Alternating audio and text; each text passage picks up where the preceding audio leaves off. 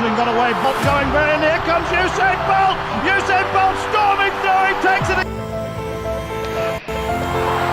Over the start of Blake. Bolt is there, I'm sure! Johan Blake is coming through, Bolt gets it again!